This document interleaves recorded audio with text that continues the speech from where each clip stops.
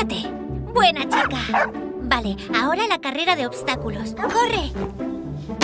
Vaya. Bueno, lo has intentado. Voy a esconder esta pelota. ¡Busca! ¡Busca la pelota! ¡La pelota! ¡Venga, Brooke!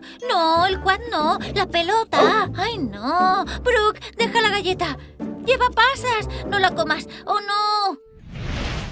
Yara, necesito tu ayuda. Brooke se ha comido una galleta con pasas. Oh, Brooke, tráela. Encontraré alguna medicina. Aunque a nuestros amigos peludos les encanta nuestra comida, no todo les sienta bien. Es importante saber qué es veneno para nuestra mascota, para mantenerlo fuera de su alcance y llamar al veterinario si come algo que no debe. Algunos alimentos que intoxican a gatos y a perros son las pasas, las uvas, el chocolate, el ajo y la cebolla. Ya está bien. Puedes llevártela a casa para que descanse. Gracias, Yara. Hola, hola, Brooke. ¿Cómo estás? ¿Como nueva? He hecho galletas para perro, para celebrarlo mañana. O para consolarnos. ¿Eh? Me preocupa que Brooke no pase el examen de perro de rescate. Es una chica muy buena, pero a veces se distrae un poco.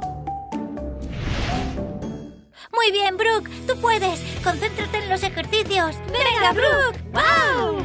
Venga, la carrera de obstáculos. ¡Adelante! ¡Bien hecho, Brooke! Y ahora, busca la pelota. Por ahí no, Brooke. ¿A dónde vas? ¡Cuidado! ¡Oh, no! ¡Brooke! ¡Brooke! Venga, la seguiremos. Brooke, ¿qué es ese sonido? ¡Ah! ¡Hay un gato en el pozo! ¡Equipo Pet Squad al rescate! ¡Es Leo! ¡Métete en la cesta! ¡Oh, Brooke! Siento tanto haber dudado de ti. Eres un verdadero héroe. ¡Todos a salvo! ¡Hola, bonito!